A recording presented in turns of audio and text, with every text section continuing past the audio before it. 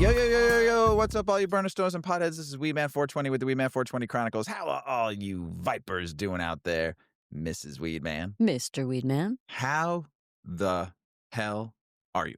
Fantastic. I love it. Hey, all you vipers out there in the world, hopefully you're smoking some big fat doinks while you're listening to the show. Mrs. Weedman and I are about to get normal with some lemon drop given to us by our friend Midwest Terps. We like to thank Midwest Terps. He placed very well in the Urban Legend Cup. We'll talk about it a little bit, but Lemon Drop is a sativa-dominant strain, 60-40, sativa-indica ratio.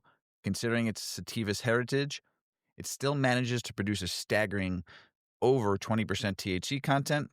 Upon closer inspection, you will come to realize the buds are green in color, quite fluffy, all the while being covered by trichomes.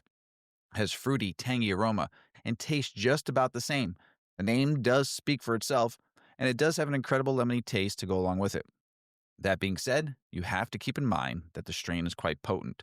It is not recommended for the faint of heart, which is why beginners are advised to stay clear of Lemon Drop as well. It is perfect strain for experienced cannabis users, and it is perfect for daytime use. That being said, it can also be smoked along with other medications. This is quite rare and not the case with other strains where side effects are to be expected. Individuals may feel euphoric and will experience an increase in appetite. Oh, great. The strain on several occasions has been recommended to patients suffering from anxiety, anorexia, and even depression. Keep this in mind. It is no surprise why Lemon Drop has grown immensely popular over the years and will continue to do so for years to come. The effects may relieve asthma, depression, headaches, insomnia, loss of appetite, migraines, muscle spasm, PTSD, and stress. The flavors are citrus, grapefruit, lemon, sweet, and tropical, and the aromas are citrus, dank, and earthy. Thank you, Midwest Terps, for throwing to the cause, and congratulations because this strain took a cup. Yes, it did. It did.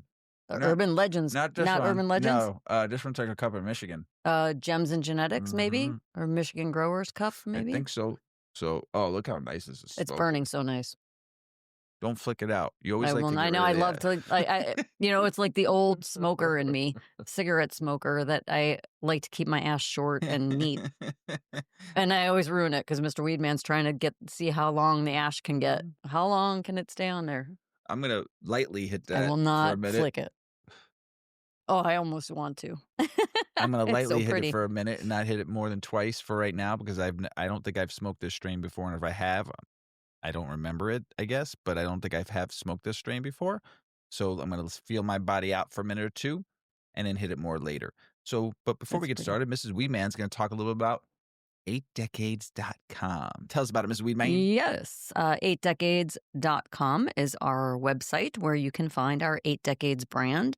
8 decades of cannabis prohibition. We don't want there to be a 9th decade, so we are calling you to action. When you use our products, don't stash them. Put them out on the table and get the conversation flowing. So 18 gauge stainless steel. It's your forever rolling tray. It's your forever ashtray. It's your forever cannabis multi-tool. We have grinders. We've got storage jars. We have hemp clothing. And we have Mr. Weedman swag. So check us out. 8 Decades, spelled out EIGHT, decades.com. And check enjoy, out the beanies and the scarves. Yeah, beanies and scarves. They are merino wool and hemp blend, beautiful for gifting, embroidered with the 8 Decades logo. Very pretty hats. Yeah, very nice in the wintertime. Yep. Especially getting a little chilly out right now, especially for us bald-headed folk to keep that noggin warm because we do lose a lot of heat. And they don't need to be dry cleaned, so it's super nice. I throw mine right in the wash machine. Oh, beautiful. Yep. They are dryer. They are very nice. Good stuff. I have been wearing mine. So, also, new partner alert again. Cookies Bolingbrook is located at 190 South Weber Road, Bolingbrook, Illinois, for the best selection of all cannabis flower, edibles, vapes, and concentrates, along with fantastic sales and savings. If you're a local Bolingbrook resident, show them your zip code and for some extra savings. I'd like to thank Amanda, John, Dennis, and the team for the partnership. So go check out Cookies Bolingbrook and see us up close and personal, the 8 Decades brand. And we'd like to thank Cookies Bolingbrook for the partnership. We appreciate y'all out there. Look forward to seeing you soon. So we had a fun-filled weekend. We did. Let's talk about Saturday first. Okay. Saturday was a newish punk, hip-hop, metal musical called Revolutions at the Goodman Theater. It was put together by the music and lyrics were put together by Tom Morello, Killer Mike, and some other whole bunch of artists. I people. can't remember the Yeah. name of the person who wrote it. I'm sorry, I don't have the playbook in front of me. But Revolutions at the Goodman Theater.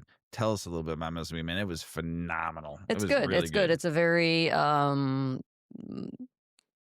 time appropriate story. It's about uh, a black guy who comes home from time at war in Afghanistan, comes back to his South Side Chicago neighborhood, and finds that it's kind of been taken over by gangs, and it's not what he left. It's just different, and the people that he knows and hangs with have changed, and the scene has changed. So, it's the story of him integrating or trying to integrate back into society. It's the story of his parents' multiracial marriage and the struggles that they saw. They were And badass. yeah, they were. And yes, their efforts to try to change Yeah. culture and society.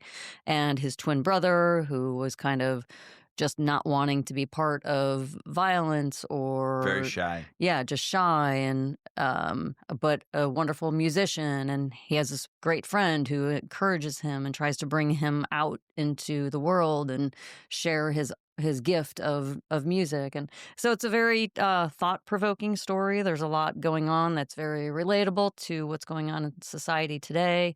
If you live in a big city, a lot of what the play is portraying is very actively happening in our cities, in America. And so it's just a play, a musical of the times, and with some Rage Against the Machine kind of grunt Some good behind hip hop. it. It's really some great. Good punk. Yeah. Some good metal. Yeah. A lot of good music. There's also some Rage songs in there too on top of that. But the whole cast was amazing. A lot of good dancing too. A lot of good. It's a good, like a true story. And it was Yes. a really small theater. Yeah. It's like the side theater at Goodman Theater in the city, and maybe held 300-400 people. Maybe. There's not a Yeah. bad seat in the house. So No. it was really cool. Yeah. Like we were Sound like was amazing. 5 feet away from Yeah. the performers. Great voices. The acting was amazing. Just really, really good and flawless, I would say. And just the story of it all. It has its highs, it has its lows, it has its mids,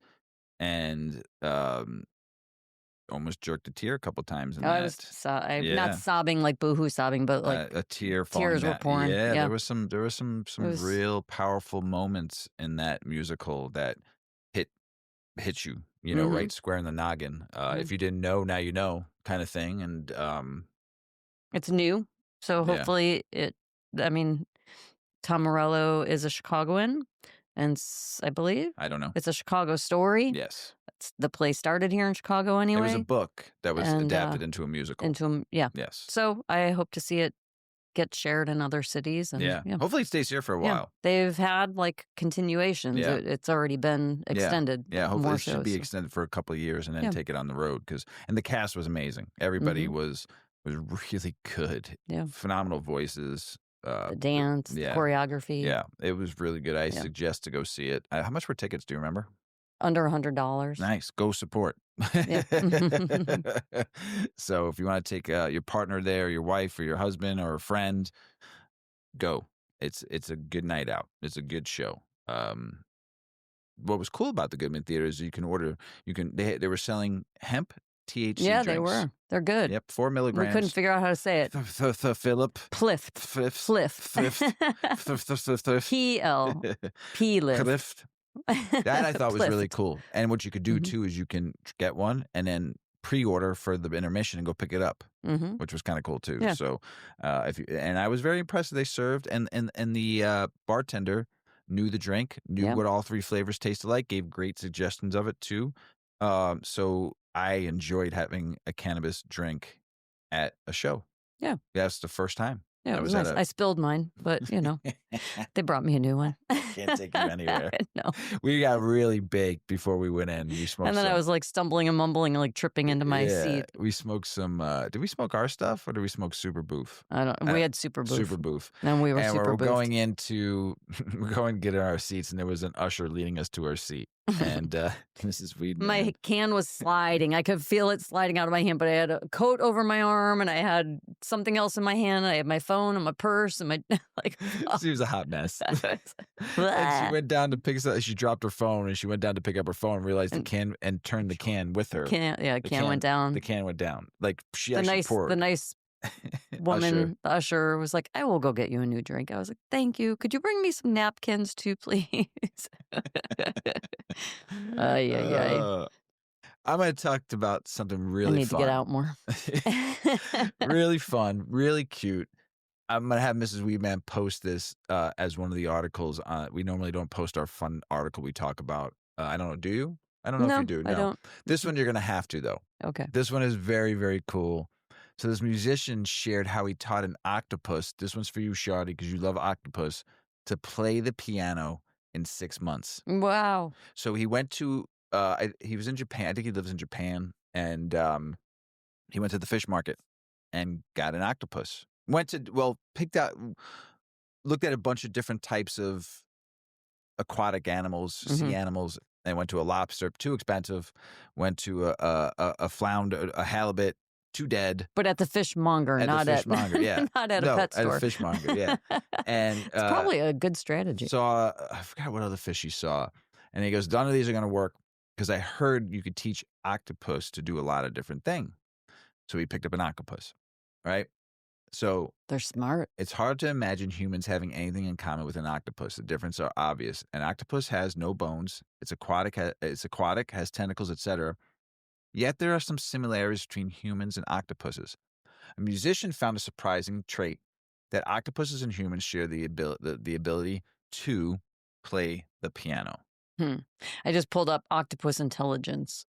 It is a form of alien intelligence. Yes, they're very alien. They're highly advanced. Oh, yeah. Featuring problem-solving skills, long-term memory tool use, and complex behaviors like play and camouflage. Hence, yeah, we're going to talk more about. So this Swedish musician, Mattias Krantz, rescued a live octopus from a fish market, which he named Taco, T-A-K-O, after the Japanese takoyaki dish.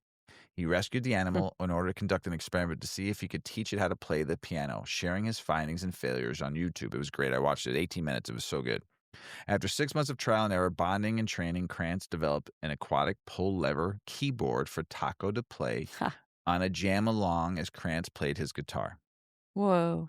So I almost forgot sometimes that Taco is destined to become someone's dinner, and now we're making music together, Krantz said.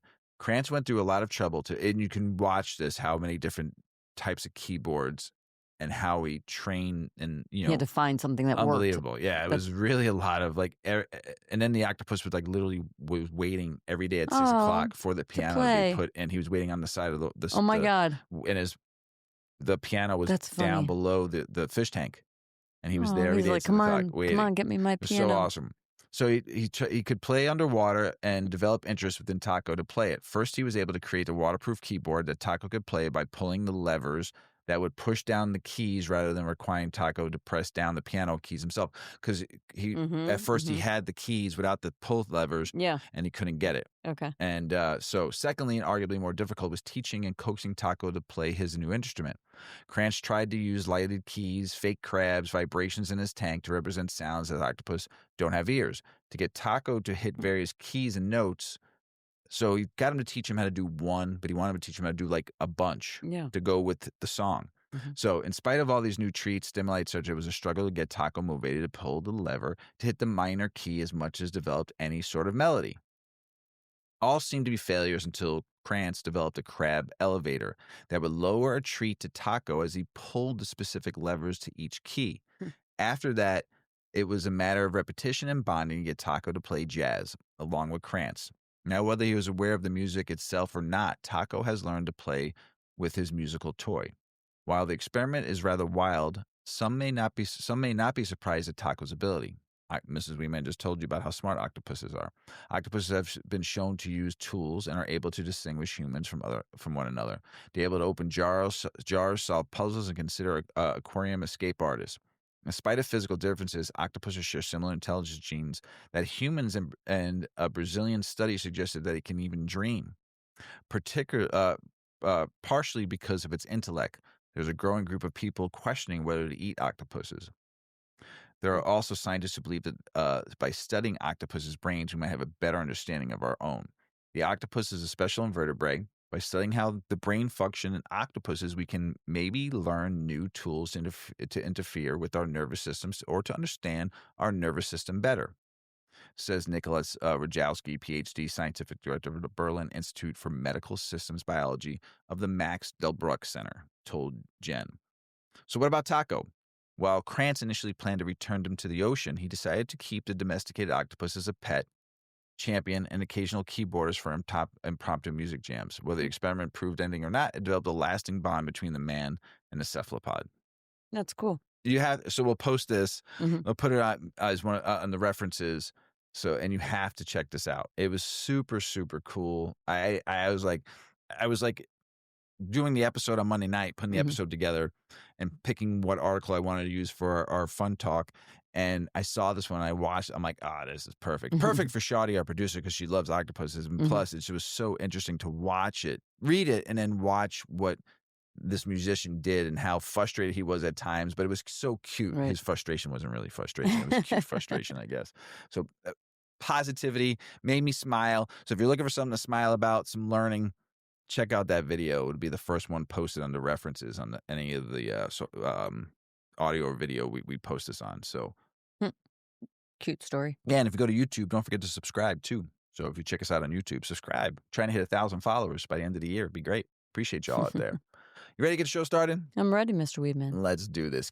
Allergies, cannabis allergies. You ever think people can have cannabis allergies? Yeah. When weed makes you wheeze, though. Mhm. Okay? We're diving into something a lot of folks in the cannabis space don't talk about nearly enough. Allergies to cannabis. Yep, you heard it right. When weed makes you wheeze. We're pulling this article from the Cannabis Allergies When Weed Makes You Wheeze from cannabis.net from our friend, Reginald Reefer. I've never met him, but I call him a friend because I just enjoy his writing. Strap in and let's get into it. So first off, yes, you can be allergic to cannabis. It isn't just the THC or the buzz. It's sometimes about your immune system recognizing cannabis like a foreign theater. The article says a recent Canadian study found that 40% of adult cannabis users in a clinical setting reported symptoms compatible with cannabis allergy. That number is wild. This applies not just to people smoking weed directly, but to also folks exposed to secondhand smoke, hemp-derived products, or even occupational contact. So here's an important takeaway. If you ever hit a joint, dab, edible, etc., and felt off physically, not just the high, but sick, don't chalk it up to bad bud or sensitive mind automatically. You might have an immune mediated allergic reaction. Your body isn't failing you, it's literally reacting. The article frames this so well. Your immune system treats cannabis like an invading pathogen instead of simply, I'm too sensitive. So, what's going on in your body? Here's the science bit. The plant we're consuming, whether cannabis sativa or cannabis indica, contains specific allergenic proteins identified as CAN3, CANS2, CANS5, CANS4. That, for some folks, trigger an immune response. These proteins can cross-react with other allergens, fruits, nuts, even latex. So someone allergic to cannabis might also react to peaches, hazelnuts, tomatoes, latex gloves. Routes of exposure are multiple.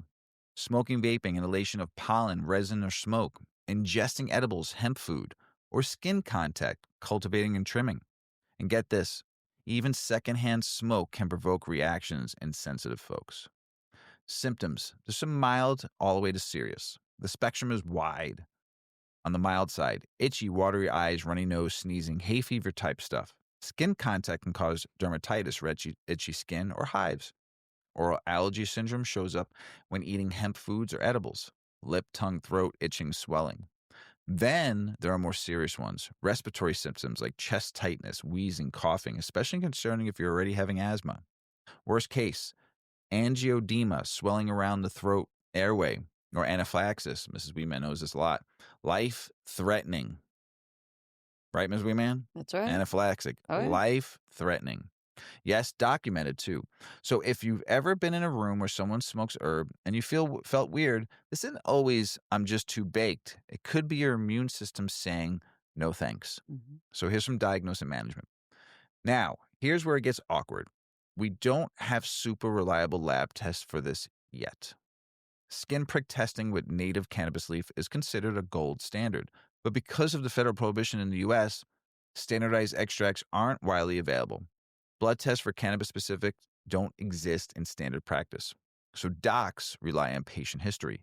Do symptoms pop up consistently with exposure? Do they resolve when you avoid cannabis? Is there food cross reactivity? If you suspect you're allergic, this article suggests a cautious self-test with supervision. Be in a well-ventilated room with some else smoking to test secondhand exposure. The topical test. Rub a tiny piece of the plant on the forearm, wait 15-20 minutes, and watch for reaction. It's all clear. One small, shallow inhalation, then observe 30 minutes for symptoms. And always have a buddy plan, the buddy system, because allergic reactions can escalate quickly, especially if you need an EpiPen. I'm Mrs. Weedman's EpiPen sticker. As for treatment, avoidance is the cornerstone. Avoid cannabis in all forms. Smoke, vape, edibles, topicals. Avoid hemp food, seeds, milk, protein powders. If you're cross-reactive, avoid an environment where people are smoking. If you work in cultivation, use protective gear. And if your company doesn't offer protective gear, demand it. For mild symptoms, antihistamines and transl steroids, topical corticosteroids. For asthma, inhaled steroids, bronchial dilators. For anyone who's had severe reaction, carry an EpiPen. Ms. Weedman carries one in her purse. Or now there's Neffy, which is an inhaled EpiPen. Yeah. You want that one too, right? Yeah. So why this all matters. Here's the real talk. Cannabis culture often acts like the plant is universally safe and beneficial. But biology doesn't work that way. The article drives home.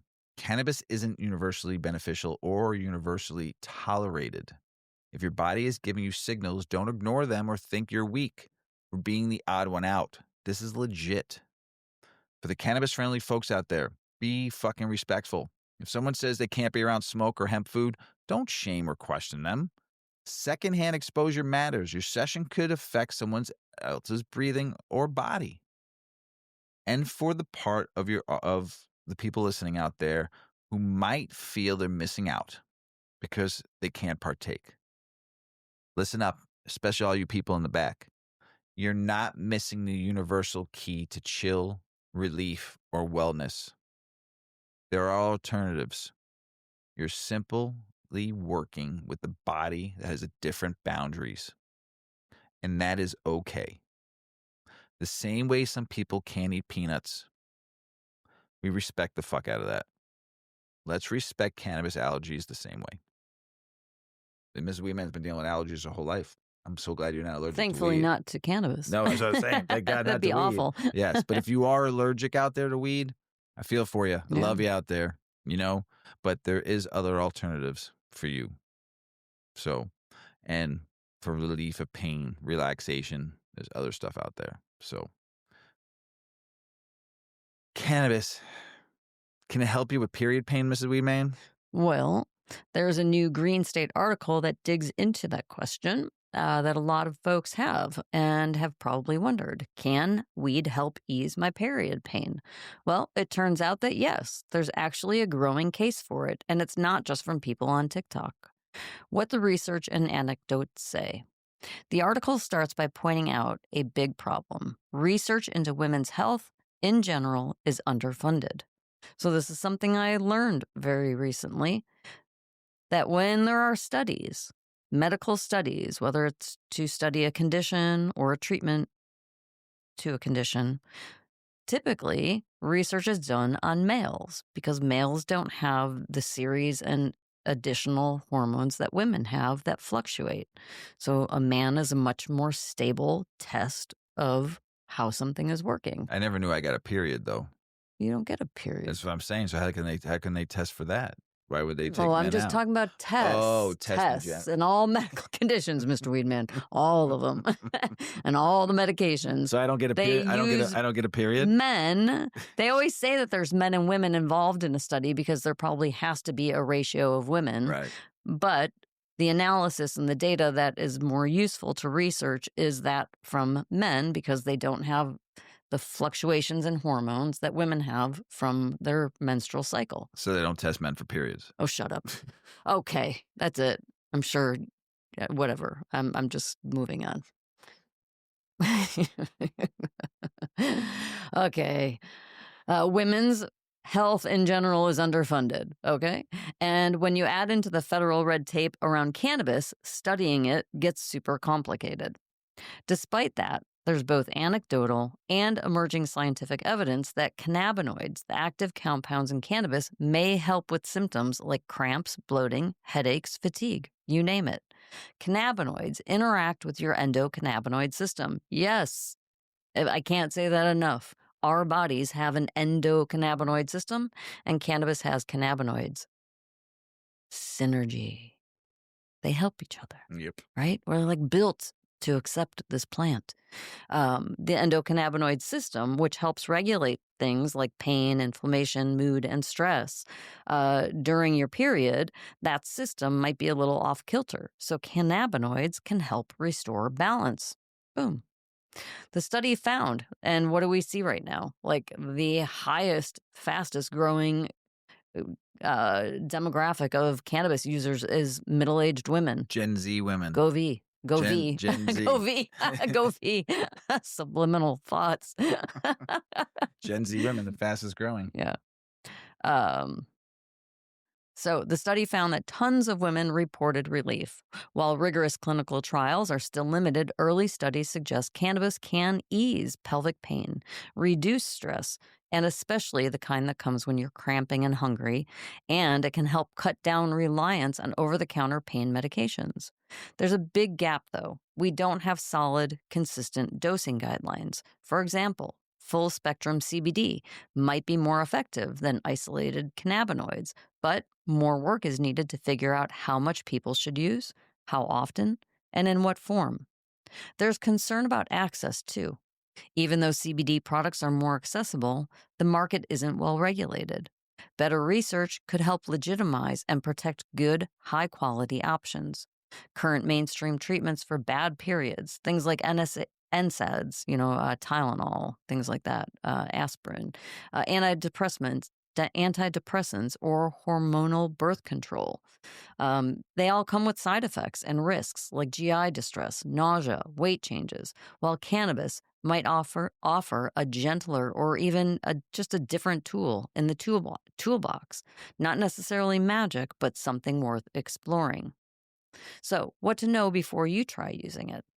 Definitely talk to your doctor if you're considering using cannabis for menstrual symptoms. And the article notes that it's not a replacement for professional medical advice. Realm of Caring is a nonprofit. They're mentioned as a resource. They provide guidance on how to pick quality cannabis products, how to figure out what might work for you, and how to talk to your healthcare provider about using cannabis. And because research is still needed, it's smart to go in with realistic expectations.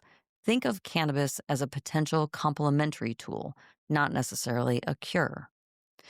Because period pain is super common, and for many people, what's out there now to treat its symptoms just doesn't feel good enough, if cannabis really does help, it could offer a different avenue for relief, especially for folks who don't like or can't take traditional medications.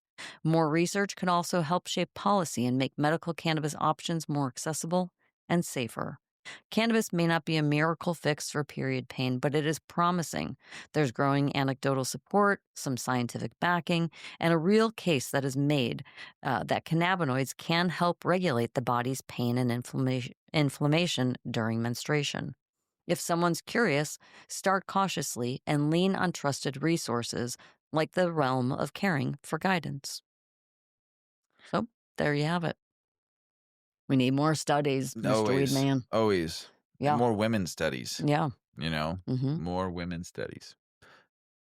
How pro athletes can use cannabis to recover and the products that work. This article talks about a topic that's gaining traction in the sports world, cannabis for athletes, based on a thoughtful piece on Vice. So roll one up with me, sit Okay. back. Let's dive into the intersection of weed, training, and recovery. First off, yeah, some of the world's most serious athletes are using cannabis. And not just in secret, but for real reason. Recovery, pain, sleep, stress, not just to get baked. According to the Vice article, a shift's happening in major leagues. Cannabis rules are loosening. MLB, NFL have raised their THC thresholds in testings, and some leagues are rethinking whether cannabis is a punishable offense. That said, cannabis isn't a traditional performance enhancer. There's not strong science that says weed makes you faster, stronger, or the next GOAT, greatest of all time. In fact, some research suggests it may even lower certain performance metrics. This article points out effects on heart rate and lungs remain inconclusive. But here's where the plant really plays recovery. Many pro athletes swear by CBD for things like reducing chronic soreness, helping with inflammation, and improving sleep. Some use THC too, but a lot lean towards CBD. It's about healing and resetting, not getting lit. Vice highlights some big names. Conor McGregor, Sha'Carri Richardson, and even Michael Phelps have all been associated with cannabis use. But it's not just about getting high. These athletes are also calling for policy changes, more open conversations, and less stigma around using cannabis responsibly. On the policy front, cannabis rules in sports are changing. The NFL lets more THC in drug tests now. The MLB removed cannabinoids from its prohibited list. Some leagues are just being more flexible. That shift shows the plant is not just being tolerated. It's being reconsidered for an actual value in recovery, not performance cheating. Still, we can't ignore the caveats. Much of the science is early, personal, or anecdotal. Vice notes we need more clinical studies to back up claims around pain relief, sleep, and inflammation also. Athletes who choose to use cannabis needs to be smart.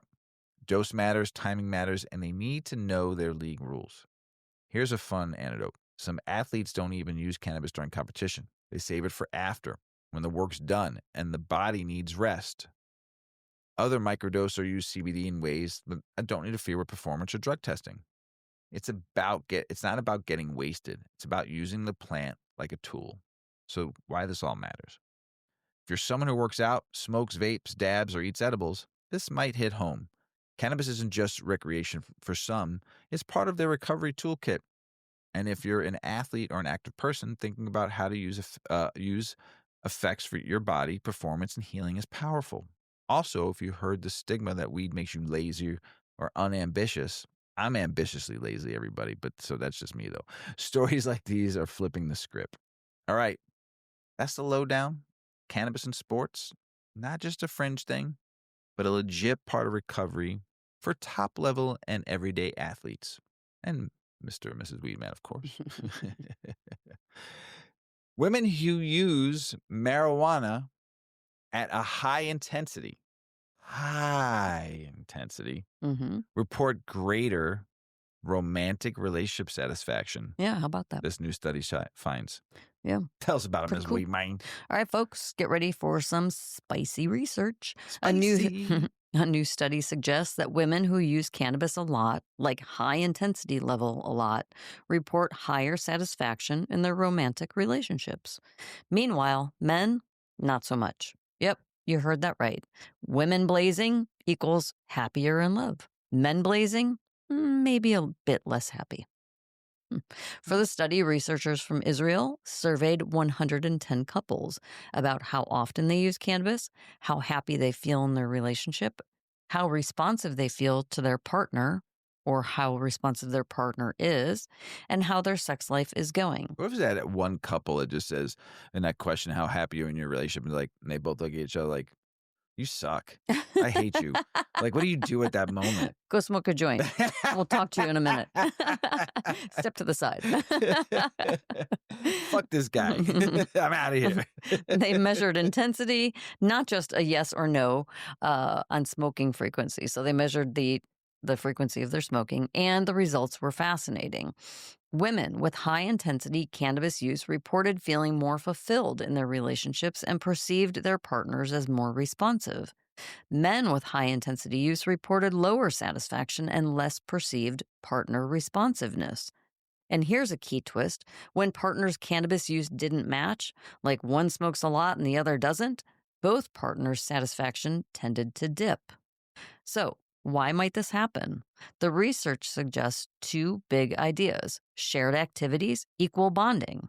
So, couples who enjoy weed together might spend more quality time and have more little moments that boost connection.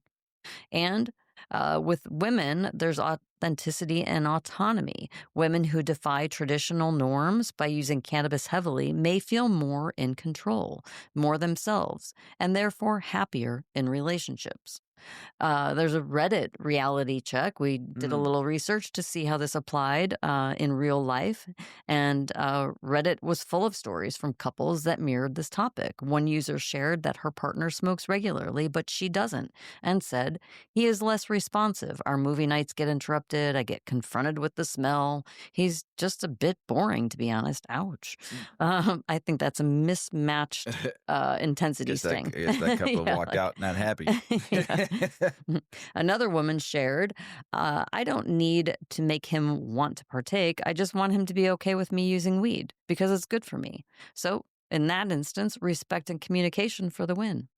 And a cautionary tale. A couple where one partner smoked every morning, it became a source of tension rather than bonding for them. Mm. So, Reddit tells us that compatibility, respect, and communication are huge. It's not just about puffing, it's about how cannabis fits into your relationship dynamic. And the bottom line is high intensity cannabis use for women might correlate with happier relationships, but perceived partner responsiveness and even improved intimacy are there too. Hmm. But it's not magic. Compatibility, communication, and respect still matter. And mismatched use or using cannabis to avoid issues rather than addressing them, those can backfire. So if you're curious, talk it out with your partner, start slow, and remember weed can be another tool in your relationship toolbox. We talked a little about toolboxes. There's three. I know, right? Toolbox, toolkit, toolbox. I think Oh. I've just got tools on my mind. It's all about the box. It's all about the tools. I got to get to work. Maybe I'm feeling like I need more work. Before we go into political, state, and business news, let's Yeah. light that joint up. I think we should. Because we're going to talk a little about Urban Okay. Legend Cup. Yeah. Because Midwest Terps Yeah. gave us some lemon drop. We saw him at the Urban Legend Cup. I like to thank Maddie, Yeah. Shayna, Mm-hmm. Nate, Mm-hmm. Danny, Mm-hmm. and the whole Urban Legend Cup's crew. Mm-hmm. If I didn't mention your name, I apologize. But everybody that participated and helped out with that Was phenomenal third year of doing the Urban Legend Cup. We got to see a lot of the vendors that we've vended with for a very long time. For the last how long have we been vending now? 3 years? Yeah. Right? Got to see a lot of friends, a lot of people we hadn't seen in a hot minute either because we Mhm. haven't really done much events lately. And it was good to see everybody. It was good to see the familiar faces and then also the crowd. Seeing folks that were there. The people that attended the event. I would say there was maybe about 200 people there. Yep. Would you see? And it It was was at something like it was that. at Kaiser Tiger. Pat, the owner, thank you for supporting cannabis at your place. We appreciate it, and all the staff there were amazing, friendly. Mhm. Food was banging. If you like beer, they have a great beer selection and phenomenal food selection. I have to say the music, The music and the whole setting was just super sweet. so nice. They had the patio they have Curling in the curling, wintertime. ice curling. Yeah. They've got 2 curling lanes. How'd that go? Curling. I think it's curling. Like, don't you use that stick? And then you do the brushing. Yes. Brushing. How'd that go again, though? All right, Mr. Weedman, your mind's in the gutter. Always. It's just a super cool patio. It's kind of enclosed. Yeah. They've got heaters in there. There's a little chalet set up, and that's where they grill really good meats and foods. And there was live jazz music. The music was phenomenal. So phenomenal. They had some light Christmas Perfect- decor out there. Perfect It was super sweet. volume for music. Mhm. We were able to talk. It was really nice. Got to see a lot of familiar faces Mm-hmm. and rolled And a lot of new faces. yeah, a lot of new faces. Rolled a lot of doinks, probably 50, and everybody wanted the Vegas candy.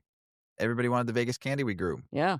A lot of people liked it. I got to try a lot of different strains. I thank my friend Igneous too for throwing to the cause at the table. Mm-hmm. And Midwest Terps and Goat Genetics gave us some weed to smoke on the show. And then we met some other gentleman. I can't remember his name, but he gave us some weed on the show. So we have 3 or 4 different strains to smoke. I think Goat Genetics took the main cup, Mm-hmm. and then Midwest Terps came in second. So Yeah. There was some for best in flavor too, and I don't remember everybody's names. I apologize. I just know that Goat took first, Midwest took second. So they battle every year. So the year before it was Midwest Terps and Goat. And the year before that, the first year was Goat. So we'll see what happens in year 4.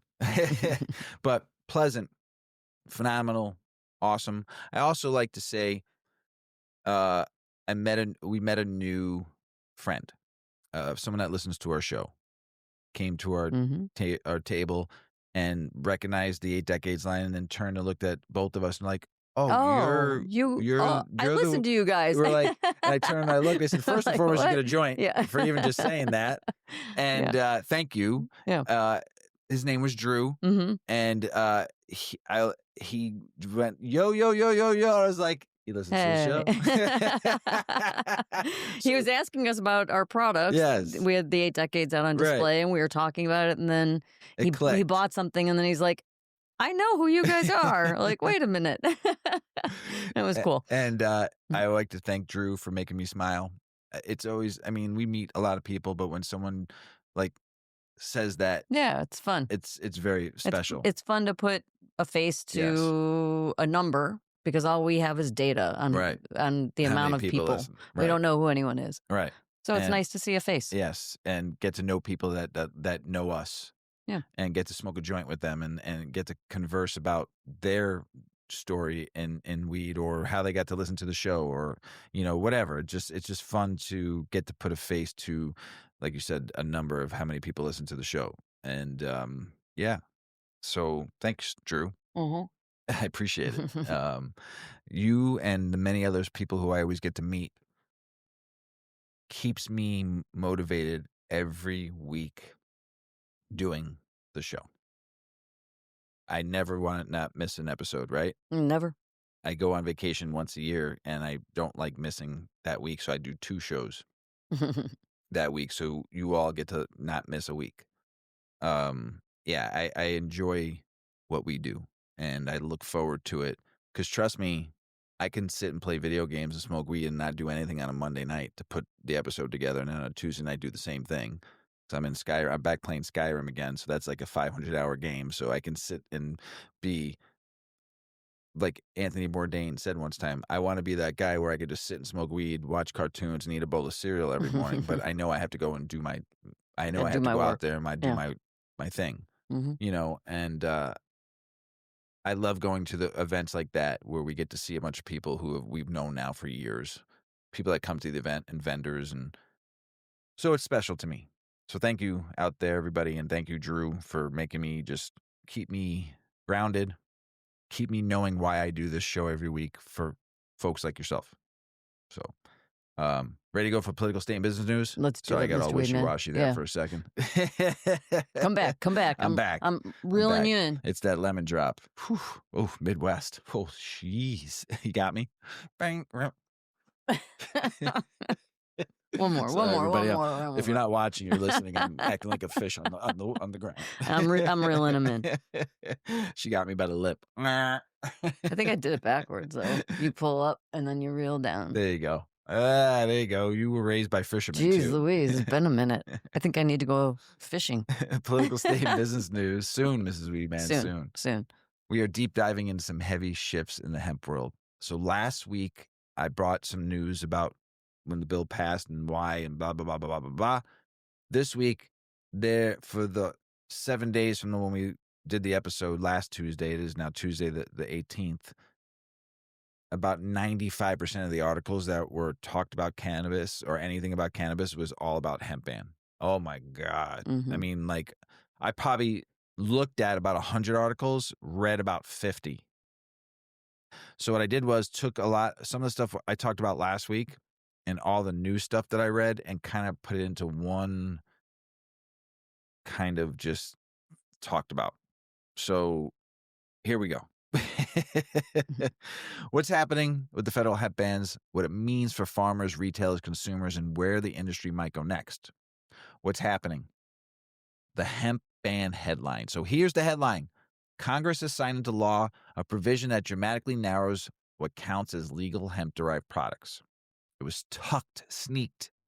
We were all bamboozled, boondoggling. Got the finger in the old keister before Easter. Okay? It was tucked into the federal spending package that also reopened government operations. Under the new language, hemp-derived consumables like gummies, tinctures, vapes, beverages with more than 0.4 milligrams of total THC per container will effectively be banned or reclassified as an illegal substance. Hmm.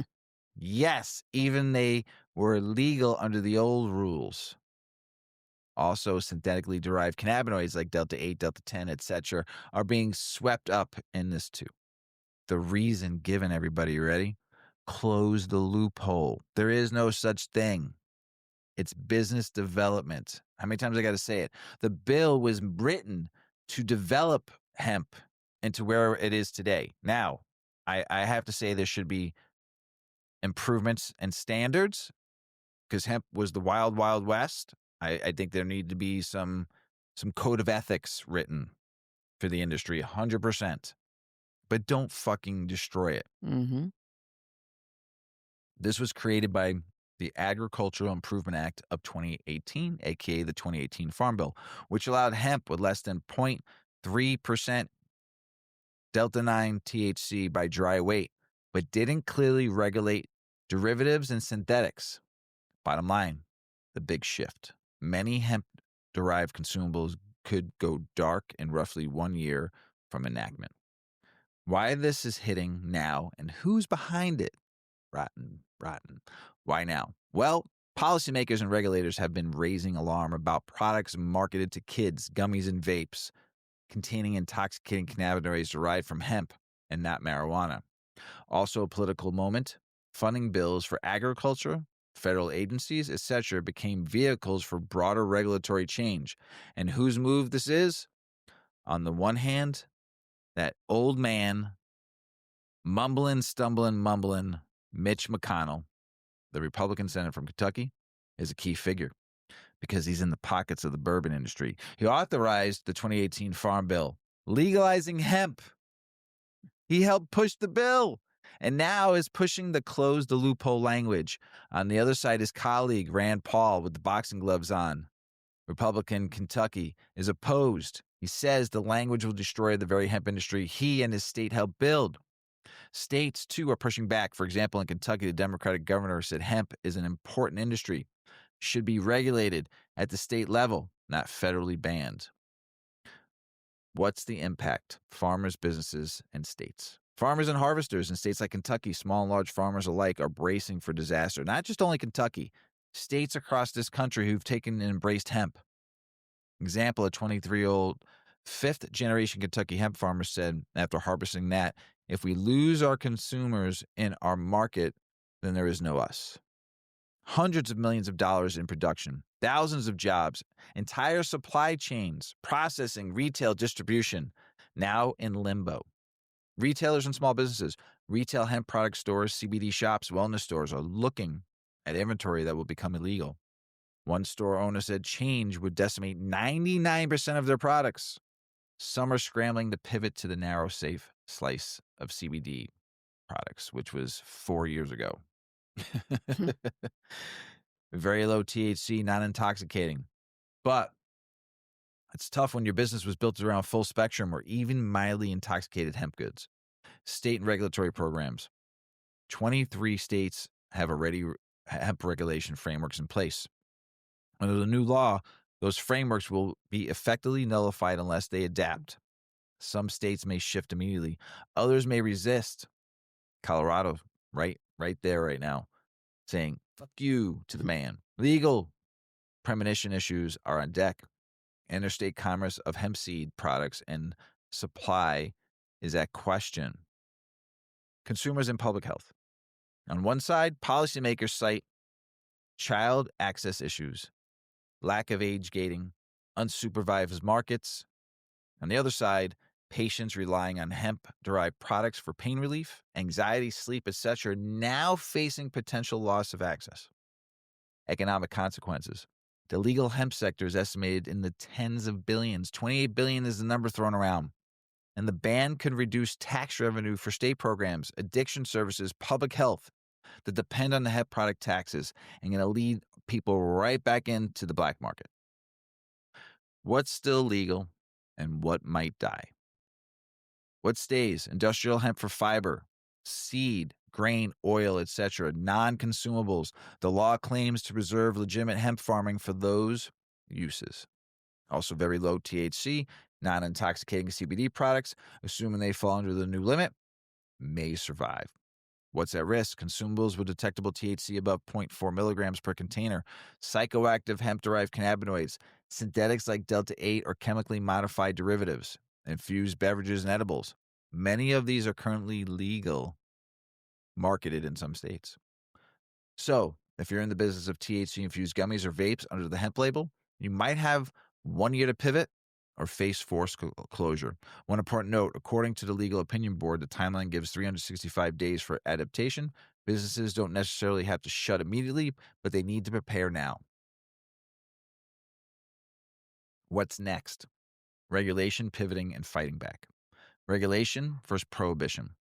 Many in the industry say, hey, we don't object to smart regulation, age limits, testing, labeling. The issue is that this law isn't about regulation. It's about outlawing a big chunk of the industry. Some states are already exploring regulatory alternatives. Pivoting business models. For retailers and farmers, consider shifting to non-intoxicating CBD, fiber, seed uses, wellness applications, non-ingestible products like topicals.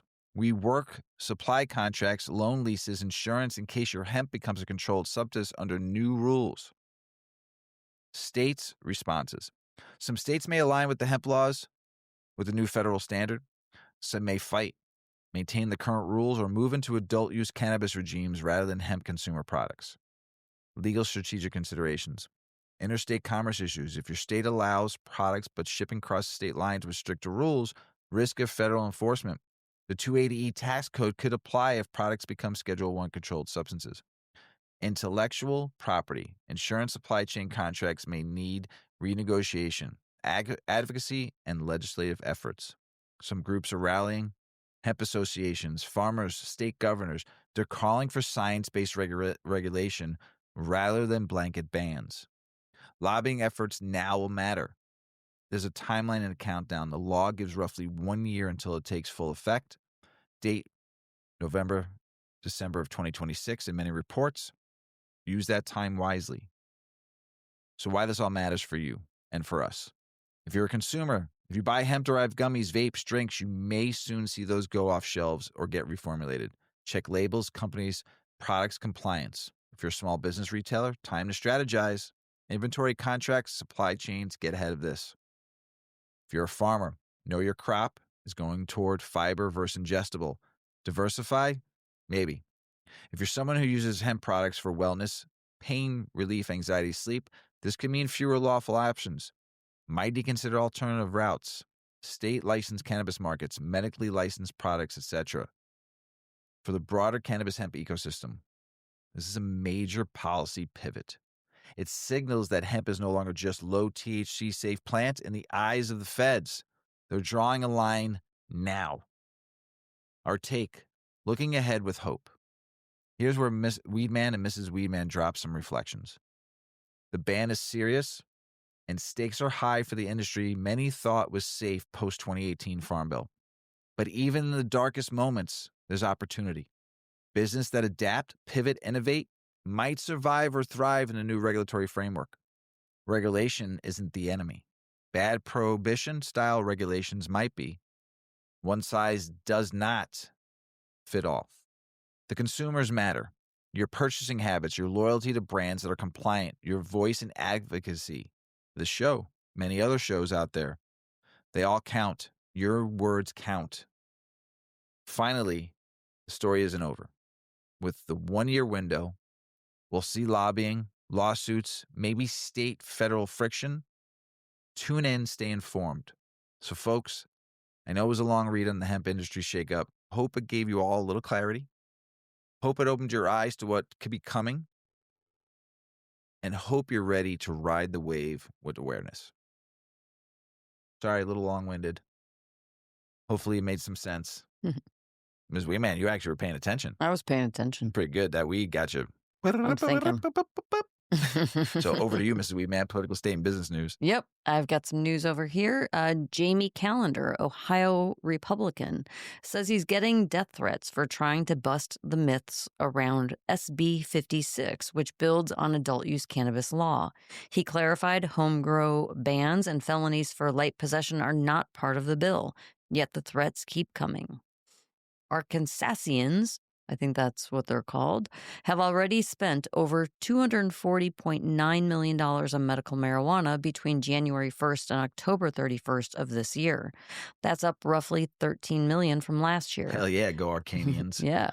And get this, they're only about $43 million away from smashing an all-time state record. So yeah, let's go. the green hustle in Arkansas is real.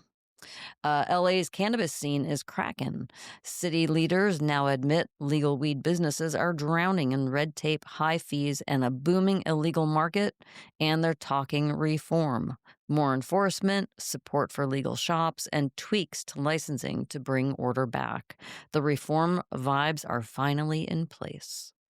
Congress just nixed a move that would have allowed Department of Veteran Affairs doctors to recommend medical cannabis to vets in legal states, even though this passed both the House and the Senate. Advocates are calling it cruel, especially so close to Veterans Day. Yeah, that's not good.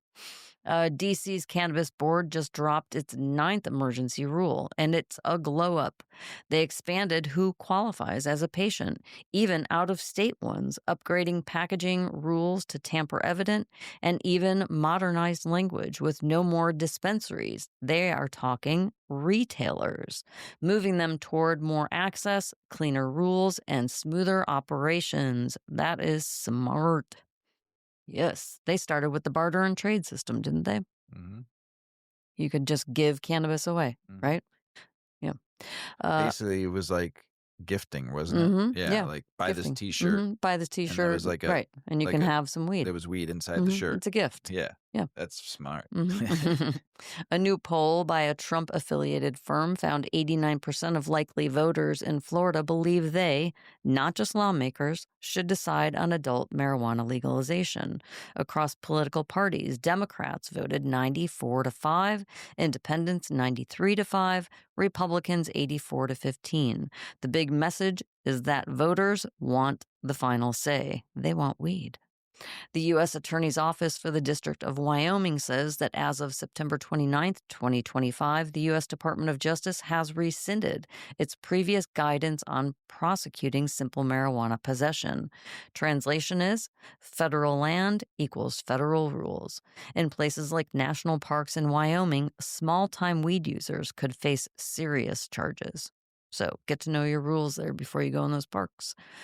Glass House Brands got raided by ICE on July 10th, with 361 people arrested. Wow.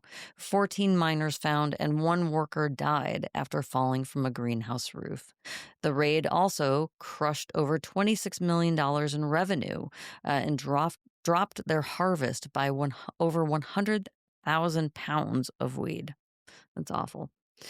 Florida Governor DeSantis slammed Colorado's weed laws, claiming their black market is booming and tax revenue is tanking. But Colorado Governor Jared Polis clapped back, saying Colorado has pulled in $3 billion in cannabis cash to build schools, parks, and roads, and not dumping millions into anti-weed fear campaigns. $50 million to be exact. Yep. Michigan just passed a 24% wholesale weed tax on top of its 10% retail and 6% sales tax, aiming to pull in $420, go figure, $1 million per year. It's just so ironic for road maintenance. Wasn't it 240? No. That's ridiculous. Did they just make that budget up? The state argues this tax doesn't mess with the 2018 voter-approved marijuana law. It's just funding infrastructure. The cannabis industry, they're suing. Yay. Heads up. Terpnami San Francisco Seed Show 2025 drops Saturday and Sunday, December 6th and 7th, in San Francisco's Soma district, bringing over 30 elite breeders, DJs, art, and food under one roof. If you're chasing next gen genetics, phenos, or just want to soak up the culture, this one's for you. Early ticket drops start at $5. Man, I wish Mr. and Mrs. Weedman could fly over I there. know, right? That'd be That'd be fun. great. Trump said he'd make a final call on rescheduling cannabis weeks ago, but a White House staffer told Marijuana Moment the review is still ongoing. They're weighing all legal and policy implications. So we'll see where this goes. Massachusetts senators just backed a bill to double adult weed possession from 1 ounce to 2, while shrinking and restructuring the state's cannabis regulators. The proposal also tweaks licensing limits and boosts out of state patient access. Big moves on legalization in the Bay State. New York just hit a major green milestone with the 500th adult use cannabis dispensary just opening, and the state's pulled in $2.3 billion in sales since it launched its market. Officials say its growth, equity, and safer access are all stacking up. Big love to New York's legal weed hustle. They had some crazy stuff happening for a while there, but they really straightened it out and figured it up. Yeah. And Yeah. It's a crazy they're market right moving now. on. Yeah, It'd be like fucking probably a $7 billion market here in the next 10 crazy. years. It'd be Yeah. crazy. Back over to you, Mr. Weedman. Thanks, Ms. Weedman. Chicago City Council just gave the green light to the cannabis dispensary right across from Wrigley Field. Little competition now at the 36050 North Clark. The social equity team is behind it, blending community, culture, and the love for the Cubs. Big win for Wrigleyville weed vibes. Cannabis companies are staging a federal tax revolt, refusing to pay full IRS bills under the Section 280E. As of now, 11 big players owe over $2.3 billion. They're betting on settlements, rescheduling, or law change, but history says tax uprisings usually don't end in victory. Well, I'm going to tell you this. I've said it before, and I'll say it again, that the federal government, and actually the state governments too, don't deserve any of that tax money that they're owed anyway, because it's not federally legal, so you can't touch it. Yeah, we got to pay Caesar still, but fuck you, Caesar. You don't deserve it. Fix your shit. Get it off the deschedule list, and maybe you'll get paid. So here's the deal. Some argue it while that what under U.S. law, regular cannabis use can disqualify you from owning a gun, but alcohol use doesn't. How many people have you heard killed somebody when they were smoking a lot of weed with a gun? How many people have you heard fucking getting killed while somebody was drunk on alcohol? The Hill piece says The this numbers ban don't on lie. pot smoker gun rights doesn't line up with history or logic. Reason courts have tossed out similar bans. Big double standard. Let's unpack it soon. New study shows cannabis industry workers, the trimmers, grinders, packers, are getting work-related asthma. 2 known deaths happen because of the plant dust disinfectants. Doctors say better ventilation, allergen monitoring, and medical screening can prevent this. Real talk, everybody. Safety matters, even in green jobs. Medical cannabis growth in West Virginia is stalling thanks to jaw-dropping prices. Patients like Deborah drive hours and still struggle to afford flower or vape cartridges, some of which cost 2 times more in the neighboring states. When medicine costs more than gas, something's got to give. Virginia's finally turning the page after years of vetoes from Yurkin. The newly elected governor, Spanberger, is ready to go green light and regulated adult use cannabis market. Colorado's in a tug of war with the feds. Just shut down most hemp THC drinks with a new rule limiting the 0.4 milligram per container. But Colorado advocates are drafting a state bill to let hemp beverages fly with 5 to 10 milligrams of THC, sold like alcohol. This is a big fight brewing. I love it. Fucking, I'm going to be like Michael Jackson eating the popcorn in the Thriller video the whole time he's watching it. Senator Cory Booker is back pushing hard on federal cannabis reform, reintroducing his Marijuana Justice Act to deschedule weed, expunge records, and invest in communities hit hardest by the drugs of war. He also co-leading the Cannabis Administration and Opportunity Act, calling legalization part of a bigger fight for justice, equity, and real change. Marijuana retailers in Missouri aren't waiting on federal hemp ban. They just filed a lawsuit against hemp shops selling THC flower. Their argument? Licensed dispensaries pay taxes and follow rules, while some hemp operators dodge regs and rake in millions. Lawsuits seeking tens of millions in damages, plus a permanent stop. Wild times in the green game. And then here's some numbers from October of what certain states made. So in the Western market, Arizona did 87 million last month. Their growth was flat. Their annual growth is down 15.3%. California, 408 million, up 4.8%. Colorado, 104 million, down 3.3%. Nevada, 57 million, down 0.1%. Oregon, 74.7 million, down 0.3%. This is like med and rec together in some states, so it's just all one. Florida, 121 million, 5.8% growth. Illinois, one of the worst months ever. I mean, I don't even think we did like 120 million, but it says here with medical it was 157.3 million, 2.1% growth for the year, for the month. Maryland, 94.9 million, 4.2% growth last month. Massachusetts, 154.7 million, 1.9% growth. Michigan, 267.9 million. They were up 6.2%. They were up. They haven't been up in a hot minute. Missouri, 121.3, 2%. New Jersey, 91.7 million, up 1.9. New York, 179.2 million, up 10%. They're up 13.2% for the year. It's skewed because it's their first year. Ohio, 90 million, down 0.8%. Pennsylvania, 97 million, up 2.4%. Those are just two medical states there, Florida and Pennsylvania, killing it. So that is the news, everybody. Yeah. Now, Mrs. Weedman is going to talk to you all about time for a cannabis reboot, local roots, fair markets. We need some real change. Tell us about it, Ms. Weedman. Yep. High Times just dropped an op-ed co-written by Shalene Title, a policy thinker, and Damian Fagan, calling for what they call a cannabis reboot. They argue that the corporate cannabis era is collapsing, and now is the moment to rebuild a more just, community-driven market. High Times, what's going on? The problem with corporate cannabis.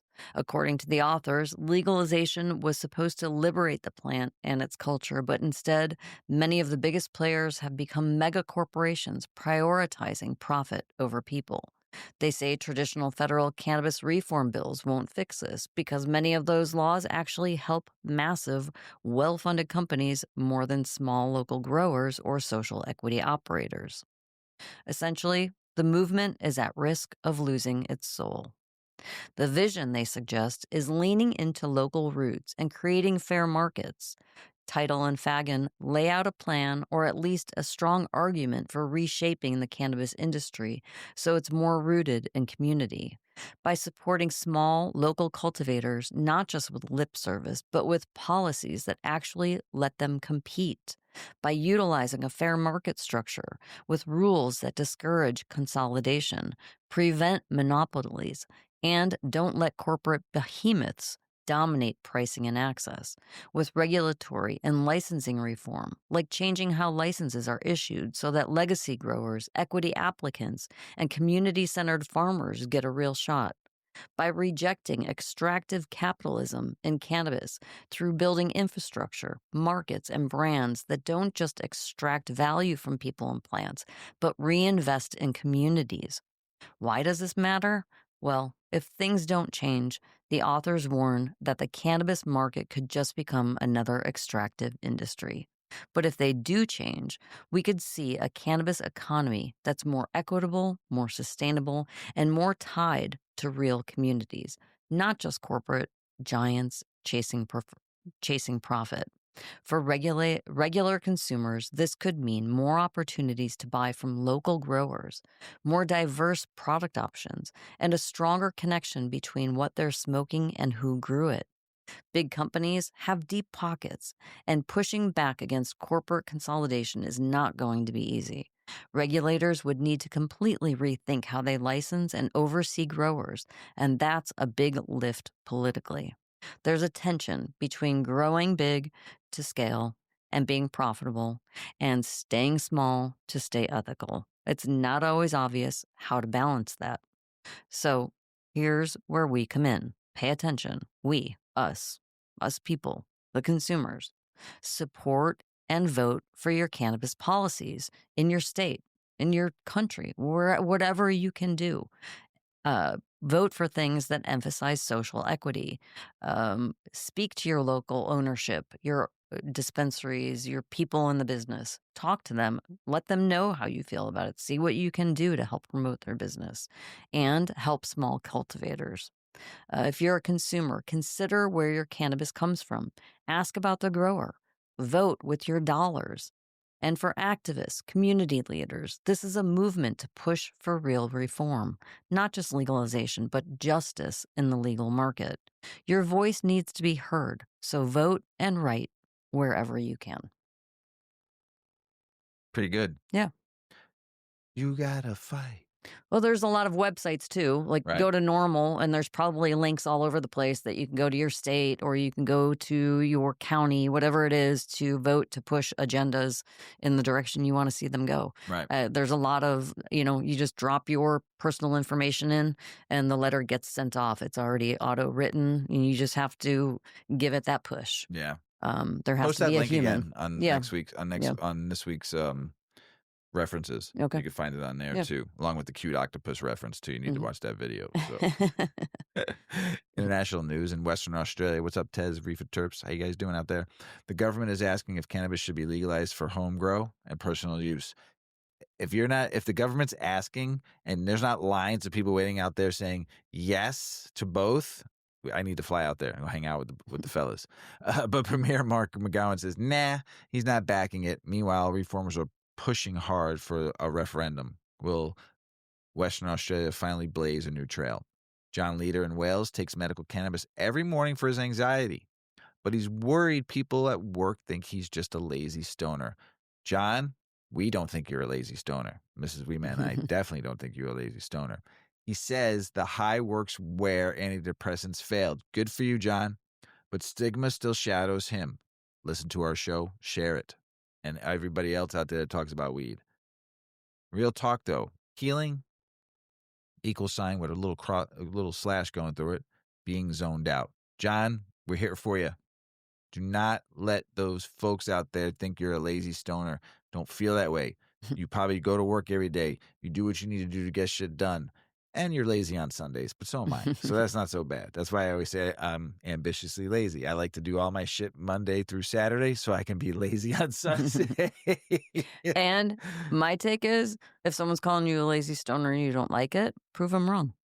Show them how unlazy you are when you smoke weed. Yeah. Because there's a lot of strains that'll get you going. Yeah. Get you going. The one we're at right now. Karate. That's what I think I can do when I've got the right kind of weed. I've been with you for 31 years, and you've been saying that for 31 years. I always think I can do karate. Yeah. It's basically Tai Chi she's doing, everybody. Yeah. In my mind, though, it's like, wow, watch out. Listen, I'm not making fun of it. I love out. Tai Chi. I can't wait to find somebody that can teach me. I want someone to be my master. What? You can. Japan's health minister wants to classify CBN, the chill cannabinoid, as a designated drug, which could ban imports, sales, and ads. They say it might trigger psychotoxicity, and because it's hard to separate from CBD chemically, regulators warn all vendors and users. If that hits, it's a major threat to Japan's whole CBD cannabinoid scene. What is wrong with these governments across the world? They're terrible. All of them. Yeah. Just both. If you have There's a lot of problems in a lot of multiple places. sides too. Like if you have, like here we have the Democrats and Republicans in this country, and then you have a bunch of little ones that don't even recognize, unfortunately, because they should be. They You should need to have be. more than fucking two parties, and all the parties suck regardless. But in other countries, there's parties. Mm-hmm. This country, this world is not just this country. This world is fucked up right now. Got problems. Like lots I of don't mean problems. to. I'm not really Cannabis laughing. is one of them, but there's a lot of fucking problems going on in this world, everybody out there. And I'm praying every day for all of us out there as a world that we could at least come together and get some fucking peace. Jeez, please. Cresco Labs just announced local. I got to give them a shout out because they're local Illinois here. Started here. Just launched its first EU market flower brand, dropping 3 signature strains in Germany. VA prescriptions at pharmacies. They teamed up with Blossom in Portugal to handle production. And this move is all about studying the German medical market while scaling internationally. You know what? Whether you like Cresco or not, I'm happy for them. They went overseas and they started a business. You know, whether you like them or not, it's a local home team. They started here in Illinois. You know, so gotta give home team a shout out, right? A new study published in Harm Reduction Journal in Malta investigates why some folks are turning to cannabis when dealing with opioid or alcohol problems and whether it really works as a safer substitute. Key takeaway: some users report fewer cravings for harder substances, but conclusions are cautious and call for more robust clinical trials. And cannabis isn't just fun, It might be part of the harm reduction, Ms. Weedman, toolkit. That's 5 What the times in fuck? one show. That's bad. Why? So cheesy. Why did that happen? Canada dropped Wow. the receipts on its cannabis legalization initiative. From 2017 to 2025, the feds poured in 1.5 billion, mostly through Health Canada, RCMP, CBSA, and more. They say goals were met: fewer youth using weed and shrinking the black market. So every governor here in the United States that has said that it increases the black market and teen use, you're wrong. Mm-hmm. Wrong. Um, Government keeps watching and spending as their illegal market grows. A new UK report from the all-party parliamentary group warns the country's medical cannabis industry is massively undertapped. Tons of red tape, unclear rules, and only 75,000 legal patients, while 1.4 million still use illegally. The authors say it could be a $7 to $10 billion a year business and call for bold reforms. Saudi Arabia executions have skyrocketed, mostly for drug-related crimes. Amnesty reports 345 people killed in 2024 alone. A huge portion are foreign nationals, often convicted in opaque trials. Human rights groups call it brutal war on drugs. You don't need to kill somebody for using drugs. Put them in jail if that's what you got to do, but don't kill somebody. 345 people? That's a lot of fucking people. That's a lot of people. It's unnecessary. Yes. In New Zealand, a man known as Gandalf the Green Fairy, which I've talked about on a prior episode, real name, Paul Smith, is in hot water after growing and distributing medical cannabis to patients who can't afford legal options. His arrest has ignited protests, sparking a fierce debate on whether the system is doing its job, or if Gandalf is just healing people the old school way. Hey, all my friends in Auckland, and New Zealand across, man, go stick up for the Gandalf the Green Fairy. Go stick up for Paul Smith, because he probably was doing what we had folks here in California during the AIDS epidemic. We had Brownie Mary handing out brownies to help people heal. This is what Gandalf the Green Fairy was doing. So New Zealand, show up, show up, show up. Go do what you got to do to get this man free. He was growing for the people. So, Mr. Weedman, this is like the question of the year, right? This is a big question here. This is what all guy stoners want to know. What do stoner girls carry in their purses? We're here, we're hot, and we're high as fuck. So what do they keep in their purses? Well, I will preface this. What do you keep in your purse? Before I get to what I keep in my purse, at the Urban Legends event, Maddie of Profesh Sesh Made Content walks up, and High Focus Media, and she, of course, has a furry, poofy coat on. Yes. And she's like, oh, hang on a minute, hang on. I got to get this Puffco out of my pocket. She had her whole Puffco just in her coat pocket. I'm like, that's fucking amazing. They all walk all the High Focus Media, they're all walking around with their Puffcos. With their Puffcos. That's great. So that's just a pocket. So imagine a stoner girl's purse. All right, High Times just dropped a sweet deep dive into what a stoner girl actually keeps in her purse. The article isn't just about rolling papers and lighters. It's a little bit spiritual, a little bit political, and a total vibe. The piece starts by linking stoner girls back to a legacy of witches, healers, and cultivators. These women weren't just smoking, they were doing medicine, rituals, and plant work long before 420 came around on TikTok. Handbags themselves are framed as symbols of independence.